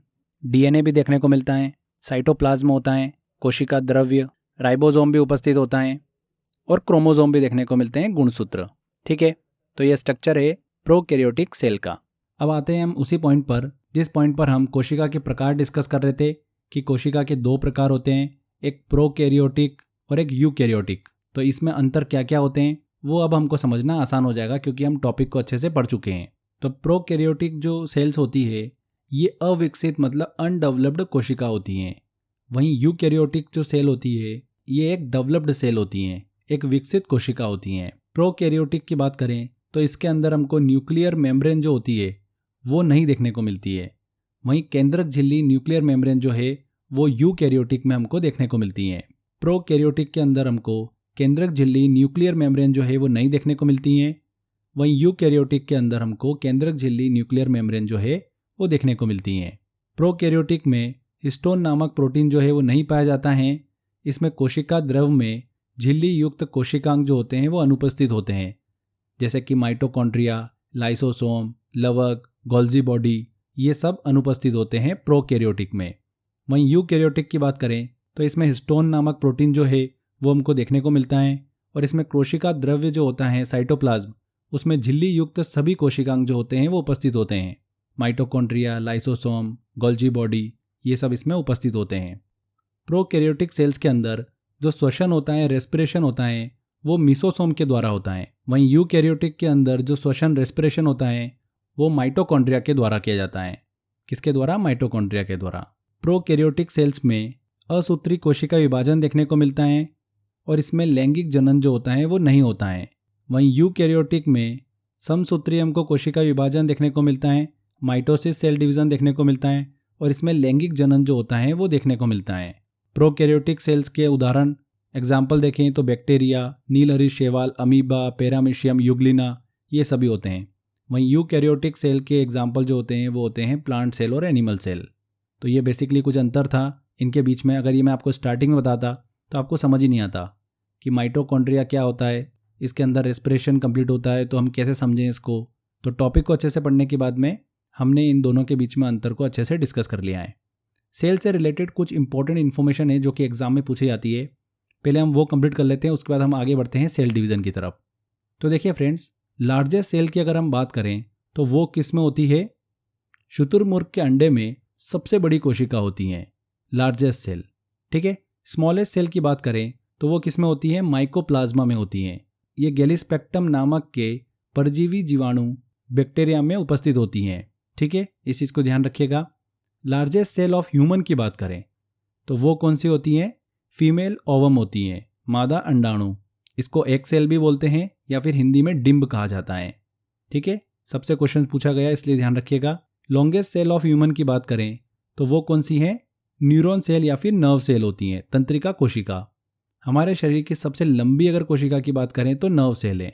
सबसे बड़ी कोशिका की बात करें तो वो है फीमेल ओवम, मादा अंडाणु, जिसे डिंब भी कहा जाता है। ठीक है, दोनों को लेकर कंफ्यूज मत होना, कौन सी बड़ी है और कौन सी लंबी है। स्मॉलेस्ट सेल की बात करें ह्यूमन की तो वो होता है शुक्राणु, sperm. Largest organ of human की बात करें तो वो कौन सा है फ्रेंड्स? त्वचा है हमारी, स्किन। सेकेंड नंबर पर आता है लार्जेस्ट ऑर्गन यकृत मतलब liver. Longest organ of human की बात करें सबसे लंबे की तो वो है स्मॉल इंटेस्टाइन, छोटी आंत। नाम भले छोटी आंत है, स्मॉल इंटेस्टाइन है, बट है सबसे लंबी। 6.25 मीटर से लेकर 7 मीटर तक होती है ये।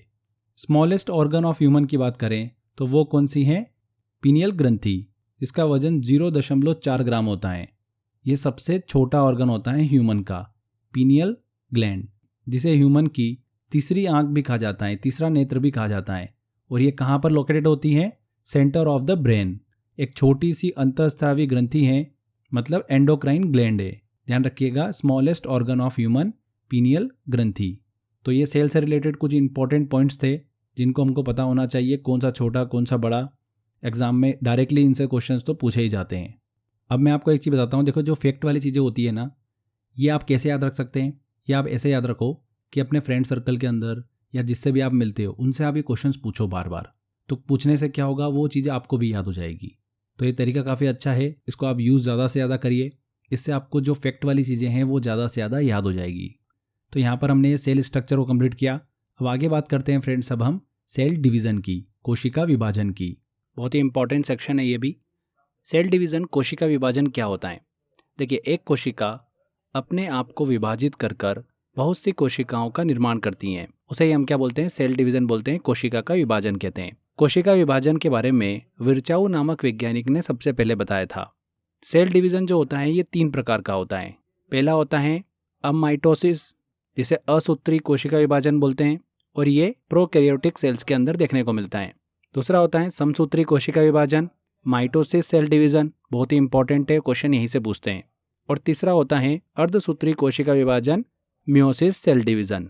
ठीक है, तो एक एक करके डिस्कस करते हैं। सबसे पहले बात करते हैं अमाइटोसिस सेल डिवीज़न, असूत्री कोशिका विभाजन।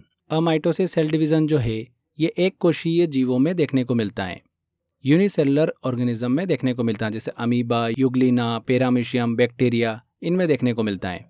इसमें कोशिका द्रव्य और केंद्रक जो होता है दोनों एक साथ विभाजित होते हैं, साइटोप्लाज्म और न्यूक्लियस दोनों एक साथ विभाजित होते हैं असूत्री कोशिका विभाजन में। इसके बाद हम बात करते हैं माइटोसिस सेल डिवीज़न। ये थोड़ा बड़ा है और इम्पॉर्टेंट है। माइटोसिस सेल डिवीज़न जो होता है ये हमारे शरीर में कटे फटे अंगों और घाव को भरने का काम करता है। इस टाइप के सेल डिवीज़न के अंदर एक कोशिका से उसी के जैसी 2 कोशिकाओं का निर्माण मतलब फॉर्मेशन होता है। ठीक है, एक पेरेंट सेल से सिमिलर 2 डॉटर सेल का निर्माण जो है फॉर्मेशन हमको देखने को मिलता है।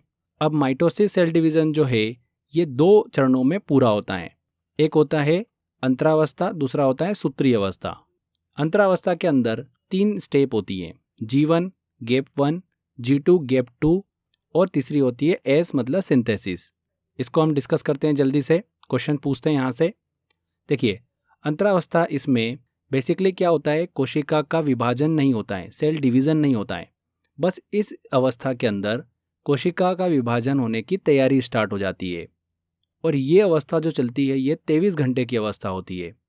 इस स्टेप में कोशिका का आकार जो होता है, सेल का आकार, सेल का साइज वो बढ़ने लग जाता है, क्योंकि इसमें क्रोमोसोम की संख्या जो है वो बढ़ने लग जाती है। इस स्टेप में गुणसूत्रों की संख्या, क्रोमोसोम की संख्या जो होती है वो दोगुनी हो जाती है। ये स्टेप भी 3 चरणों में पूरी होती हैं, G1 फेज, S फेज और G2 फेज। क्या होता है इनमें, इसको भी हम समझ लेते हैं। G1 फेज में क्या होता है, ये वृद्धि की पहली अवस्था होती है। इसमें कोशिका जो होती है अपने आकार को बढ़ाना स्टार्ट कर देती है। इस अवस्था में प्रोटीन से DNA का निर्माण जो है फॉर्मेशन स्टार्ट हो जाता है। S फेज की बात करें तो यह कोशिका के जीवन चक्र मतलब लाइफ साइकिल की सबसे इम्पॉर्टेंट अवस्था होती है, क्योंकि इसमें DNA की मात्रा को दोगुना किया जाता है। इस स्टेप में DNA से DNA का निर्माण होता है, फॉर्मेशन होता है, जिसे हम क्या बोलते हैं, डुप्लीकेशन बोलते हैं। ठीक है, तो DNA से DNA का निर्माण किस अवस्था में होता है, S फेज में होता है। G1 फेज में क्या हो रहा है, कोशिका अपने आकार को बड़ा कर लेती है, सेल जो होती है वो अपने आकार को बड़ा कर लेती है। अब बात करते हैं G2 फेज की।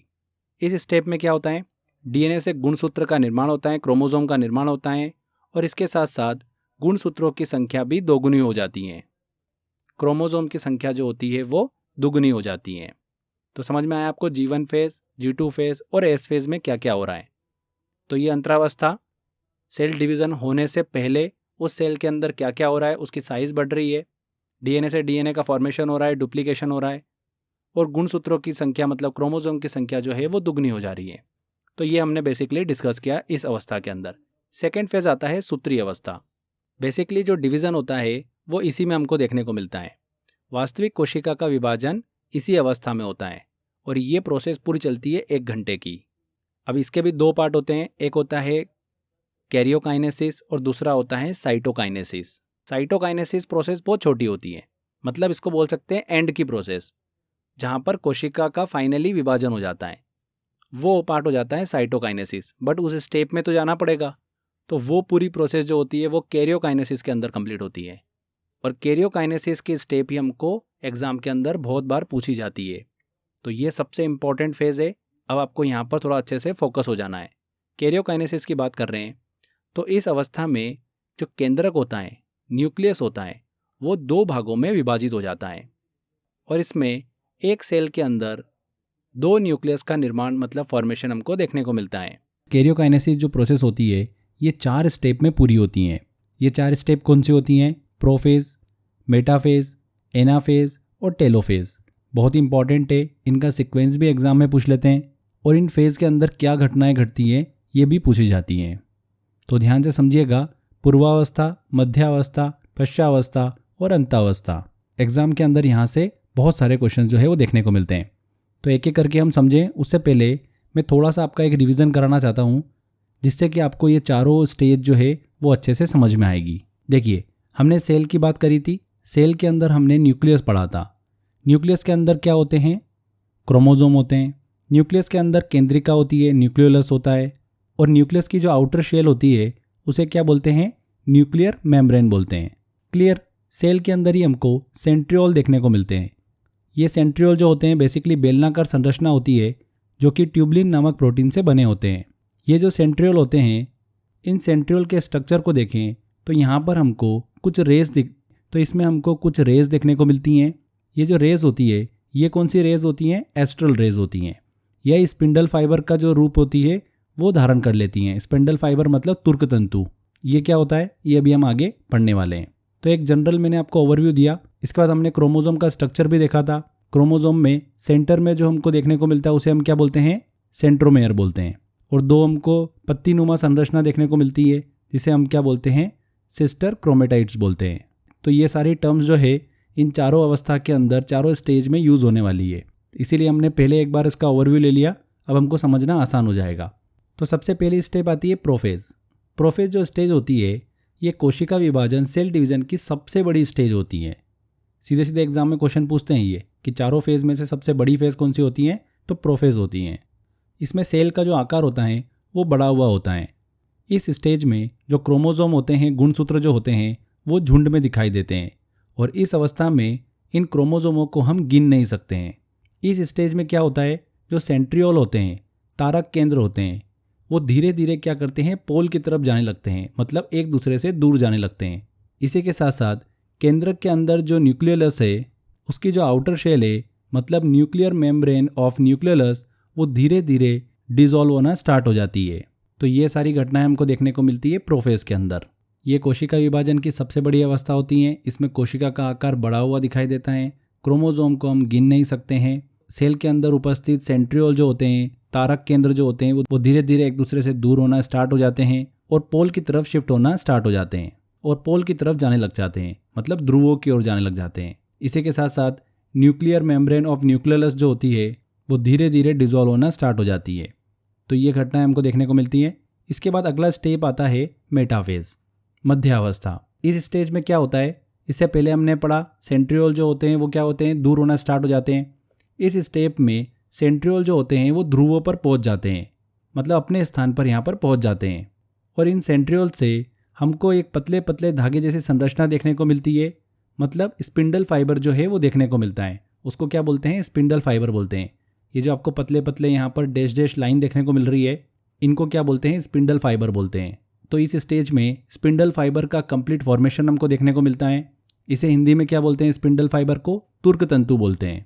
इसी के साथ साथ क्रोमोसोम जो होते हैं वो मूव करके स्पिंडल फाइबर तक पहुंच जाते हैं और धीरे धीरे क्रोमेटाइड्स जो होते हैं वो इस प्रकार घूमते हैं कि अपनी इक्वेटर लाइन पर पोजीशन बना लेते हैं।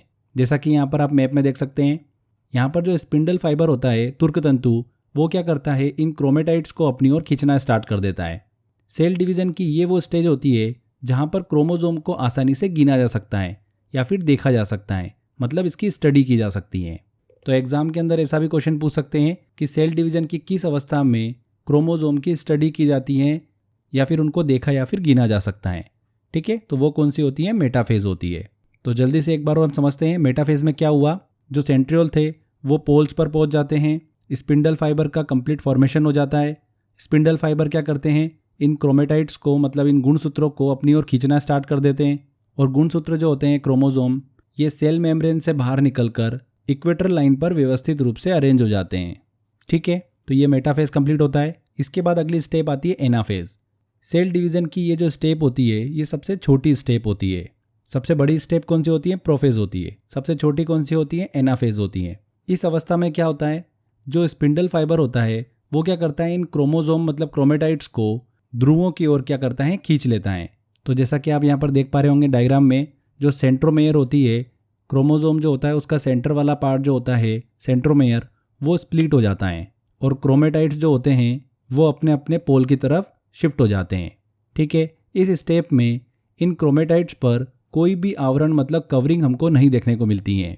तो एनाफेज समझ में आया आपको। इसमें क्या होता है, जो क्रोमोसोम होता है वो ध्रुवों की ओर शिफ्ट हो जाता है, मतलब क्रोमोसोम का जो सेंटर वाला पार्ट होता है सेंट्रोमेयर, वो स्प्लिट हो जाता है।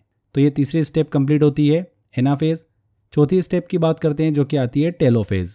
टेलोफेज जो होती है ये कैरियोकाइनेसिस की सबसे लास्ट स्टेप होती है। इस स्टेप में क्या होता है, क्रोमोसोम के ऊपर हमको एक आवरण देखने को मिलता है, कवरिंग देखने को मिलती है, जिसे क्या बोलते हैं, न्यूक्लियस मेम्ब्रेन बोलते हैं, केंद्रक झिल्ली कहा जाता है। इस स्टेप में जो कोशिका होती है, सेल होती है, उसके अंदर हमको दो केंद्रक मतलब दो न्यूक्लियस का फॉर्मेशन देखने को मिलता है और स्पिंडल फाइबर था वो पूरी तरीके से डिसअपियर हो जाता है और इस प्रकार कैरियोकाइनेसिस की प्रोसेस जो होती है वो पूरी हो जाती है। तो टेलोफेज के अंदर हमको क्या देखने को मिलता है, क्रोमोसोम के ऊपर एक आवरण आ जाता है जिसे हम क्या बोलते हैं, न्यूक्लियर मेम्ब्रेन बोलते हैं, और एक कोशिका एक सेल के अंदर हमको दो केंद्रक का निर्माण मतलब फॉर्मेशन जो है वो देखने को मिलता है। तो ये होता है टेलोफेज के अंदर। तो ये वो चारों स्टेप जो हमने अच्छे से डिस्कस करी। अब यहाँ पर क्या होता है, जो एक कोशिका होती है ये दो भागों में विभाजित हो जाती है, वो आती है अगली स्टेप जो कि होती है साइटोकाइनेसिस की। वही हम डिस्कस करने वाले हैं। अभी हमने माइटोसिस सेल डिवीज़न के अंदर जो सूत्रीय अवस्था होती हैं जिसके अंदर हम कैरियोकाइनेसिस और साइटोकाइनेसिस को डिस्कस कर रहे हैं, उसमें कैरियोकाइनेसिस की 4 स्टेप को हमने अच्छे से डिस्कस कर लिया है, प्रोफेज, मेटाफेज, एनाफेज और टेलोफेज। इसी के अंदर सेकंड जो स्टेप आती है साइटोकाइनेसिस, अब हम उसकी बात करते हैं। तो फ्रेंड्स, ये समसूत्री कोशिका विभाजन की सबसे अंतिम स्टेज होती है। इसमें क्या होता है, कोशिका द्रव्य जो होता है वो बेसिकली दो भागों में विभाजित हो जाता है। जो टेलोफेज की आखिरी प्रोसेस हमने अब डिस्कस करी, उसके अंदर एक सेल के अंदर हमको दो केंद्रक का निर्माण देखने को मिला। तो वो सेल जो है बेसिकली दो पार्ट में डिवाइड हो जाती हैं। एक कोशिका से दो कोशिकाओं का निर्माण जो है फॉर्मेशन हमको साइटोकाइनेसिस में देखने को मिलता है। और यहाँ पर हमारी समसूत्री कोशिका विभाजन माइटोसिस सेल डिवीज़न जो है वो कंप्लीट होता है। तो इस तरीके से एक पेरेंट सेल से हमको दो सिमिलर डॉटर सेल का निर्माण होते हुए दिखता है। तो आपको अच्छे से समझ में आया होगा ये प्रोसेस सेल डिवीज़न का, बहुत ही इंपॉर्टेंट है। बहुत सारे क्वेश्चंस यहाँ से पूछे जाते हैं। जितनी इन्फॉर्मेशन मैंने आपको दी है, इन सारी इन्फॉर्मेशन से क्वेश्चन एग्जाम के अंदर पूछे जा चुके हैं। ठीक है, कि किस स्टेज में केंद्रक झिल्ली का निर्माण होता है, कोशिका के अंदर केंद्रक का निर्माण, केंद्रक का फॉर्मेशन, जो न्यूक्लियस होता है उसका फॉर्मेशन किस में होता है, कौन सी स्टेज सबसे छोटी होती है, कौन सी स्टेज सबसे बड़ी होती हैं। तो ऐसे क्वेश्चंस हमको देखने को मिलते हैं एग्जाम के अंदर। आगे बात करते हैं फ्रेंड्स हम मियोसिस सेल डिवीज़न की, मतलब अर्धसूत्री कोशिका विभाजन की। तो एक विशिष्ट प्रकार की कोशिका विभाजन है, ये केवल हमको रिप्रोडक्टिव सेल्स के अंदर ही देखने को मिलती हैं, केवल जनन कोशिकाओं में ही देखने को मिलती हैं अर्धसूत्री कोशिका विभाजन। एग्जाम में सीधे क्वेश्चन पूछते हैं कि मियोसिस सेल डिवीज़न जो है मतलब अर्धसूत्री कोशिका विभाजन किस तरीके की कोशिकाओं में देखने को मिलता है। तो जनन कोशिका मतलब रिप्रोडक्टिव सेल्स के अंदर। क्लियर। इस विभाजन में, इस सेल डिवीज़न में क्या होता है, इस डिवीज़न में बनने वाली जो कोशिका होती है उसमें क्रोमोसोम की संख्या जो होती है वो पैतृक कोशिकाओं की तुलना में आधी होती है। और इस प्रकार के विभाजन में एक कोशिका से 4 कोशिकाओं का फॉर्मेशन होता है। क्लियर हुआ। 2 चीज़ें जो दिमाग में रखना है, जो क्रोमोसोम की संख्या होती है वो आधी हो जाती है और एक सेल से 4 सेल का निर्माण मतलब 4 सेल का फॉर्मेशन होता है। दुनिया का जो फॉर्मेशन है वो इसी कोशिका विभाजन से हुआ है। इसकी खोज किसने करी थी, बीजमान नामक वैज्ञानिक ने की थी। जो मियोसिस सेल डिवीज़न होता है ये 2 स्टेज में पूरा होता है, मियोसिस 1 और मियोसिस 2, मतलब अर्धसूत्री 1 और अर्धसूत्री 2। इनको भी हम देख लेते हैं। जो अर्धसूत्री 1 होता है, मियोसिस 1, ये जो प्रोसेस होती है ये 5 भागों में विभाजित होती है। ये 5 स्टेप कौन कौन सी होती हैं, लिप्टोटिन, जाइगोटिन, पैकेटिंग, डिप्लोटीन और डाइकाइनेसिस। तो ये 5 भागों में बटी हुई होती हैं। तो ये 5 भागों में बटी होती हैं अर्धसूत्री वन की प्रोसेस। इनके बारे में भी हम इंफॉर्मेशन ले लेते हैं। लिप्टोटीन में क्या होता है, इसमें माता और पिता के क्रोमोसोम जो होते हैं वो एक धागे नुमा संरचना मतलब एक झुंड में दिखाई देते हैं। जाइगोटीन में क्या होता है, माता और पिता का क्रोमोसोम जो होता है जो कि एक धागे नुमा संरचना में होते हैं, वो दोनों क्या करते हैं, एक साथ जोड़ा बना लेते हैं और इस अवस्था को क्या बोलते हैं, होमोलेगस स्टेज बोलते हैं। इसके बाद आती है पैकेटिंग। इसमें क्या होता है, क्रोमोसोम पूरी तरीके से विकसित हो जाते हैं। इस अवस्था में माता पिता के क्रोमोसोम आपस में स्थानांतरित हो जाते हैं और इसे क्रॉसिंग ओवर कहा जाता है। इसके बाद आती है डिप्लोटीन। इस अवस्था में क्या होता है, क्रोमोसोम दूर दूर जाने लगते हैं और माता पिता का क्रोमोसोम एक दूसरे क्रोमोसोम पर अपना डीएनए छोड़ देता है और इसे कियाज्मेटा कहा जाता है। इसी प्रोसेस के द्वारा बच्चों के अंदर माता पिता के लक्षणों का स्थानांतरण होता है डिप्लोटीन में। एंड लास्ट होती है डाइकाइनेसिस। इस अवस्था में क्रोमोसोम जो होता है वो 2 भागों में बंट जाता है। तो ये हमने थोड़ी सी इन्फॉर्मेशन कवर करी। अर्धसूत्री वन के अंदर जो अवस्था होती है वो 5 भागों में बटी हुई होती हैं, लिप्टोटीन, जाइगोटीन, पैकेटिंग, डिप्लोटीन और डाइकाइनेसिस। इनसे आजकल एग्जाम के अंदर क्वेश्चन पूछ रहे हैं, इसीलिए मैं आपको ये इन्फॉर्मेशन बता रहा हूँ। इसके बाद अर्धसूत्री 2 होता है, यह समसूत्री कोशिका विभाजन के समान ही होता है। तो ये क्लियर हुआ आपको। मियोसिस, सेल डिवीज़न, यहाँ से ज़्यादा क्वेश्चन तो नहीं देखने को मिलते हैं, कुछ कुछ क्वेश्चंस देखने को मिलते हैं। जितना मैंने आपको इन्फॉर्मेशन दिया है उन्हीं में से क्वेश्चन जो है वो पूछ लेते हैं। सबसे इंपॉर्टेंट तो ये कि ये किस तरीके की कोशिकाओं में मतलब सेल्स में देखने को मिलता है, तो रिप्रोडक्टिव सेल्स के अंदर देखने को मिलता है। केवल और केवल रिप्रोडक्टिव सेल, जनन कोशिकाओं में। ठीक है, ये चीज़ जरूर ध्यान रखिएगा। आगे देखिए फ्रेंड्स, कुछ इंपॉर्टेंट पॉइंट्स हम डिस्कस करेंगे जिनसे एग्जाम के अंदर क्वेश्चंस जो है वो पूछे जा रहे हैं। प्लाज्मा झिल्ली जो होती है, सेल मेम्ब्रेन, वो किस चीज़ की बनी होती हैं, तो ध्यान रखिएगा वो बनी होती है लाइपोप्रोटीन की। किसकी बनी होती है, लाइपोप्रोटीन।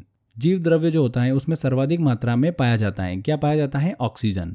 ऊर्जा के साथ साथ पदार्थों के पूर्ण ऑक्सीकरण के बाद बनते हैं। तो माइटोकॉन्ड्रिया में भी हमने डिस्कस किया था, ऑक्सीकरण के बाद में कार्बन डाइऑक्साइड और जल का निर्माण होता है प्लस ऊर्जा निकलती है ATP। तो यहाँ पर CO2 और H2O।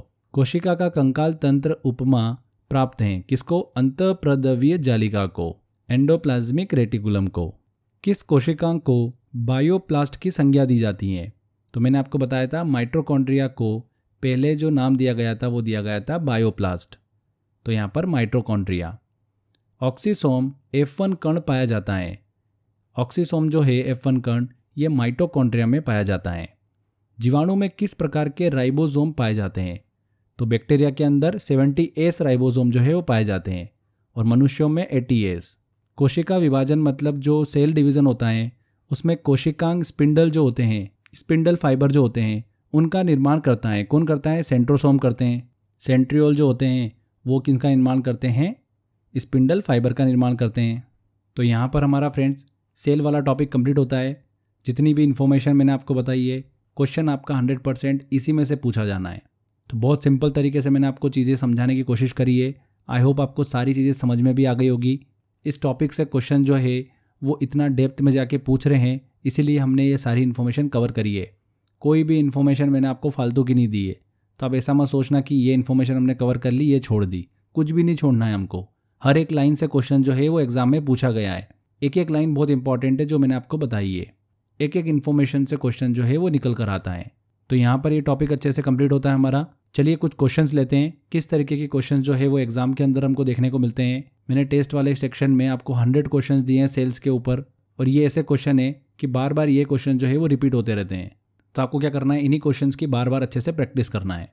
चलिए कुछ क्वेश्चंस लेते हैं और देखते हैं किस तरीके के क्वेश्चन जो है वो एग्जाम में पूछे जाते हैं। देखिए पहला क्वेश्चन है, सेल का नाम किस जीव वैज्ञानिक ने सर्वप्रथम दिया था। तो सेल का नाम किसने दिया था, रॉबर्ट हुक ने दिया था। यहाँ पर सी आंसर।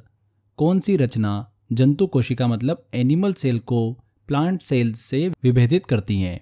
राइबोसोम दोनों में होता है, माइटोकॉन्ड्रिया भी दोनों में होता है, सेंट्रोमियर भी दोनों में होता है, सेंट्रियोल जो होता है ये जंतु कोशिका में उपस्थित होता है। तो यहाँ पर डी आंसर सही होगा। सेंट्रियोल जो होता है वो प्लांट सेल और एनिमल सेल को अलग करता है।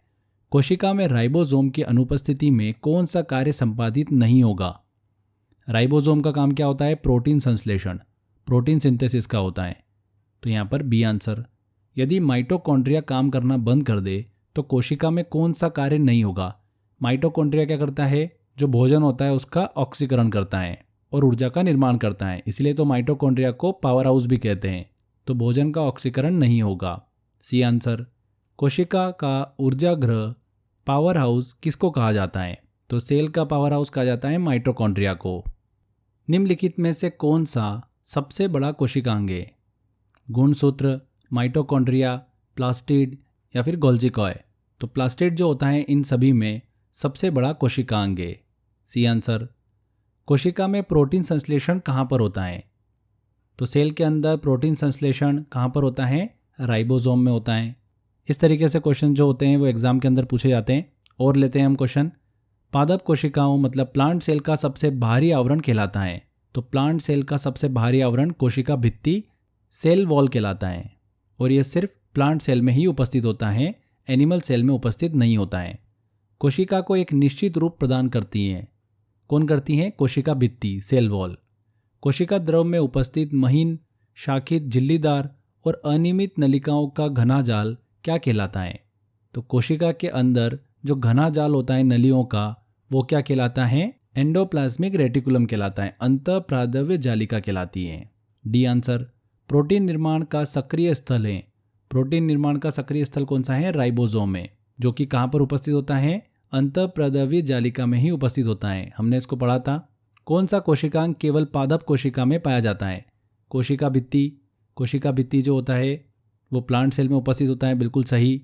सेल वॉल, लवक की बात करें, प्लास्टिड की बात करें, ये भी उपस्थित होता है। रिक्तिकाएं भी होती है, मतलब उपरोक्त सभी। D answer. कोशिकीय श्वसन का सक्रिय स्थल है। तो कोशिकीय श्वसन का सक्रिय स्थल कौन सा है? रेस्पिरेशन का जो काम होता है वो माइटोकॉन्ड्रिया के अंदर होता है। B answer.